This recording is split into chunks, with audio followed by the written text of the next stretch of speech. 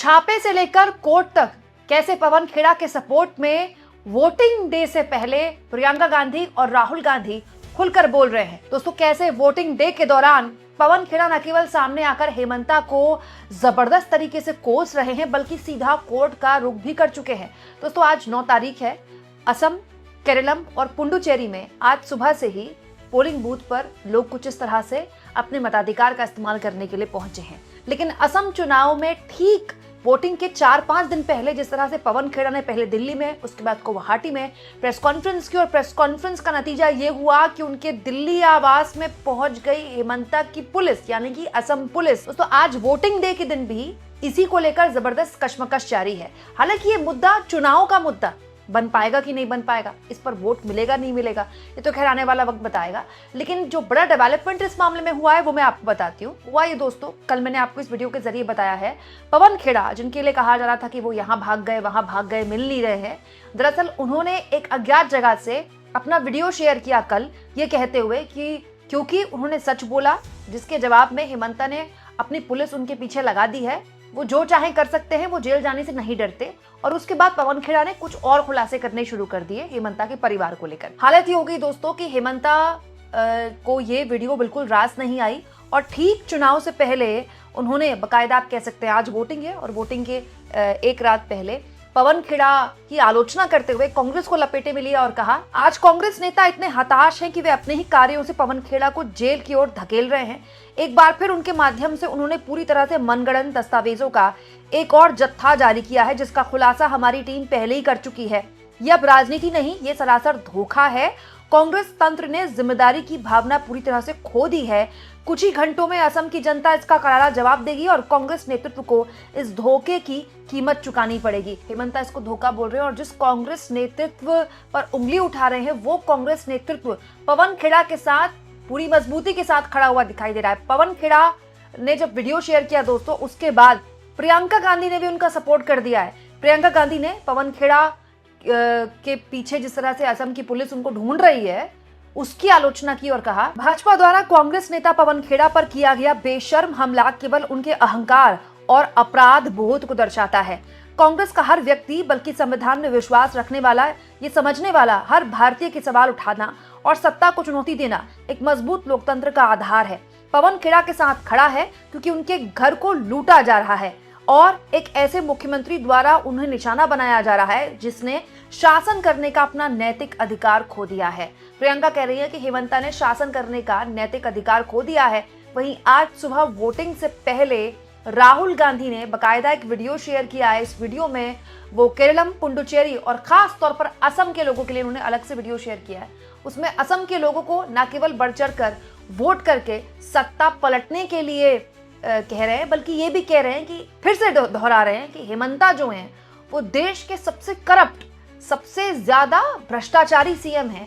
हमारी सरकार आने पर इन पर फिर एक्शन लेंगे। असम के भाइयों और बहनों को नमस्कार। ये चुनाव सिर्फ सरकार बदलने का चुनाव नहीं है, ये हिंसा, नफरत और भ्रष्टाचार को मिटाने का चुनाव। असम के चीफ मिनिस्टर हिंदुस्तान के सबसे भ्रष्ट चीफ मिनिस्टर हैं।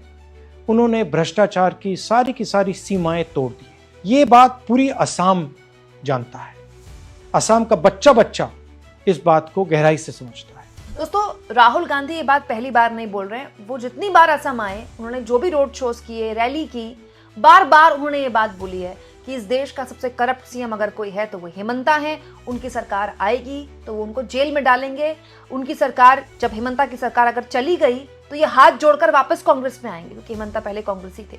इसका जवाब हेमंता ने दिया था कि 7 जन्म लेने पड़ेंगे कांग्रेस पार्टी के लोगों को, उसके बाद ही वो उनको जेल में डाल सकते हैं। अगर राजीव गांधी, इंदिरा गांधी भी वापस आ जाएं तो भी उनको जेल में नहीं डाला जा सकता। हेमंता आश्वस्त है और लगातार वो ऐसी बातें बोल रहे हैं जिसको लेकर आपत्तियां भी हो सकती हैं, जिसको लेकर हर लिहाज से सवाल उठने चाहिए। वो खुलेआम गाली गलौज कर रहे हैं, खुलेआम पागल जैसे शब्दों का इस्तेमाल कर रहे हैं। पवन खेड़ा का मैं पेड़ा बना दूंगा, इस तरह के शब्दों का इस्तेमाल कर रहे हैं। और यही कांग्रेस पार्टी की रणनीति है कि हेमंता को ही मुद्दा बनाया जाए, उनके करप्शन को ही मुद्दा बनाया जाए। लेकिन बड़ा सवाल ये है दोस्तों कि जिस देश में करप्शन एक वक्त में इतना बड़ा मुद्दा हुआ करता था कि मनमोहन सिंह की सरकार चली गई, क्या आज उस देश में करप्शन ये बड़ा मुद्दा बन पाएगा? और इसके अलावा ये भी बड़ा सवाल है कि ये जो खुलासे किए गए, क्या देरी हो गई इसमें? चुनाव मतलब वोटिंग के करीब 3-4 दिन पहले ये खुलासे किए गए। अगर करीब 10 दिन पहले खुलासे किए जाते तो माहौल ज्यादा बेहतर बनता। हालांकि कांग्रेस पार्टी की अपनी रणनीति रही होगी, ठीक चुनाव के वोटिंग के 3-4 दिन पहले इस तरह के खुलासे करना जो युवा वोटर होता है, जो स्विंग वोटर होता है, उसको प्रभावित करने के लिए होता है। लेकिन अब ये सारी बातों का कोई औचित्य रह नहीं गया है दोस्तों, क्योंकि आज सुबह से ही असम के पोलिंग बूथ पर लोग बढ़ चढ़कर हिस्सा ले रहे हैं, वोटिंग में वोट कर रहे हैं। अब ईवीएम में सभी की किस्मत कैद हो जाएगी, हेमंता की भी, गौरव गोगोई की पार्टी यानी कि कांग्रेस पार्टी की, किसने कितनी मेहनत की, किसके मुद्दे चले किसके नहीं चले, वो तो खैर आज शाम कैद हो जाएगा ईवीएम में। लेकिन इस बीच एक और बड़ी खबर मैं आपको बता देती हूँ दोस्तों। पवन खेड़ा ने तेलंगाना हाई कोर्ट में अर्जी लगाई है अग्रिम जमानत के लिए, उन्होंने याचिका दाखिल की है। आप जानते हैं दोस्तों, गुवाहाटी क्राइम ब्रांच पुलिस ने खेड़ा के खिलाफ बीएनएस की धारा के तहत केस दर्ज किया है और धाराएं भी काफी सख्त लगी हैं।